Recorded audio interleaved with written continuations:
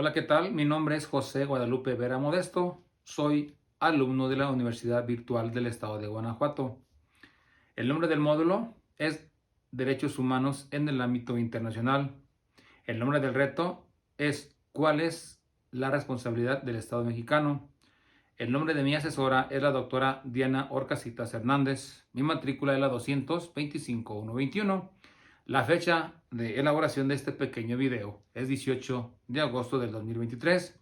En este reto se nos pide dar respuesta a dos casos de derechos humanos. Y vamos a dar lectura al primero de ellos y dice así: Ana se encontraba pacíficamente repartiendo panfletos a las personas que se manifestaban en la plaza de armas de su ciudad. El contenido de los panfletos versaba sobre citas bíblicas.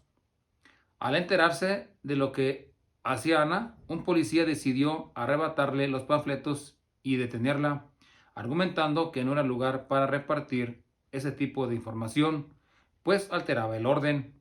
Ana permaneció encerrada e incomunicada dentro de una patrulla durante 3 horas hasta que la manifestación concluyó. Posteriormente, el policía la trasladó a Barandilla, donde recibió burlas y calificativos peyorativos por el personal de la seguridad pública. Luego de un día detenida, la dejaron en libertad. Ana denunció el hecho ante la Fiscalía General del Estado, así como ante la Comisión Estatal de Derechos Humanos. Ambas instituciones omitieron el inicio de cualquier procedimiento, por lo cual Ana acudió a la Justicia Federal, donde resolvieron incompetencia para conocer del asunto. 2 años después, Ana presentó su caso ante la Corte Interamericana de Derechos Humanos. Aquí la pregunta que se nos hace es: ¿consideras que existe responsabilidad por parte del Estado mexicano? Argumenta y fundamenta tu respuesta. La respuesta obviamente es que sí hay responsabilidad por parte del Estado mexicano.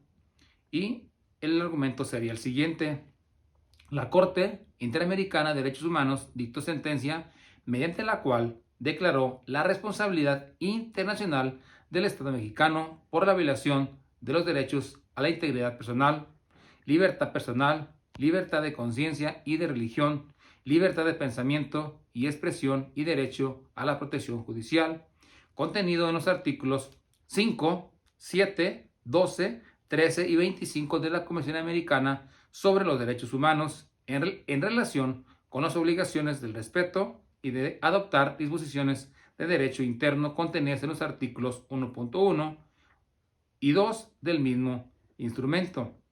Esas violaciones a la Convención fueron cometidas en perjuicio de Ana y se produjeron en el marco de su detención y privación a la libertad por haber recibido un trato sin el debido respeto a la dignidad humana, cortarle el derecho a la libertad de pensamiento, expresión y profesar y divulgar su religión o sus creencias en público, es decir, si le fueron violentados o vulnerados sus derechos humanos establecidos en la Convención Americana sobre los Derechos Humanos.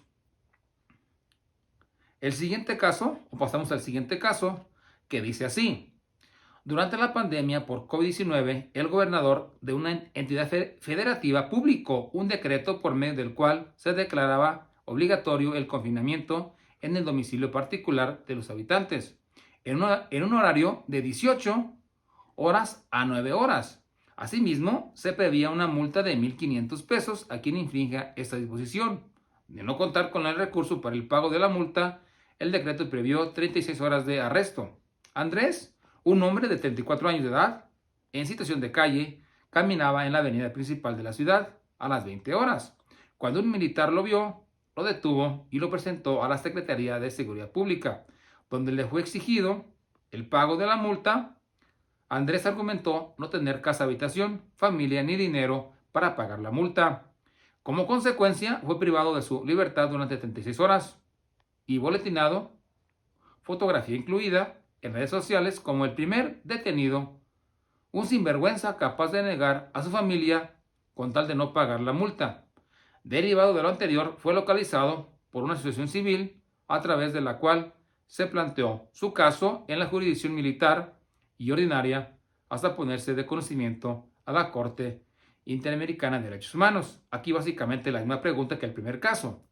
Y dice, ¿consideras que existe responsabilidad por parte del Estado mexicano?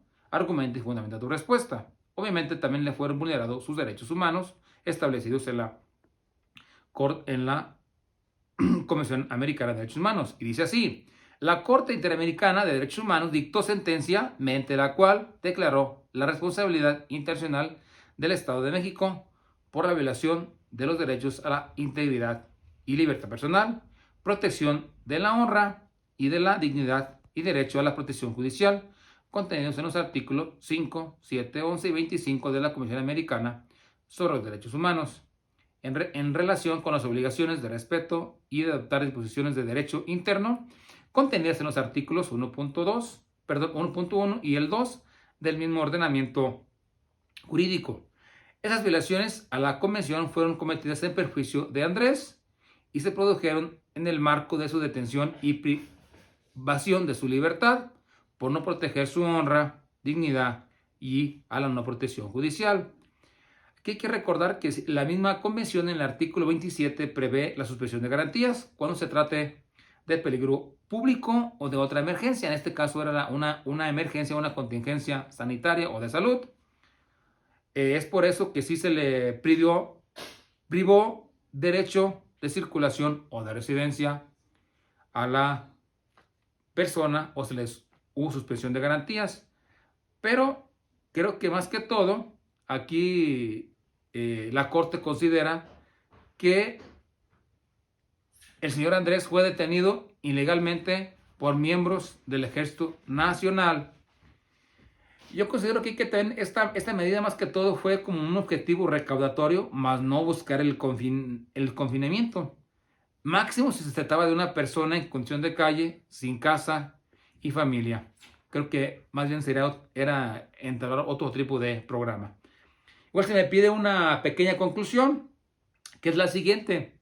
Hay que recordar que la Corte Interamericana es un tribunal regional autónomo cuyo objetivo es aplicar e interpretar la Convención Americana de los Derechos Humanos. Determina si un Estado ha incurrido en responsabilidad internacional sobre los derechos reconocidos en la Convención Americana de los Derechos Humanos o en cualquier otro tratado aplicable al sistema interamericano y supervisa el cumplimiento de las sentencias que haya emitido, ya que el fallo de la Corte será definitivo e inapelable. Los estados que son parte de la convención se comprometen a cumplir la decisión de la Corte en todo caso en que sean partes. La Corte hay que recordar o complementar que la Corte Interamericana de Derechos Humanos cumple con 3 funciones: la consultiva, la provisional y la contenciosa. En otras palabras, la Corte Interamericana es el máximo tribunal que existe para los países de la OEA y que son parte de la OEA, en este caso de América Latina. Por mi parte es todo. Les agradezco su atención y hasta la próxima. Gracias.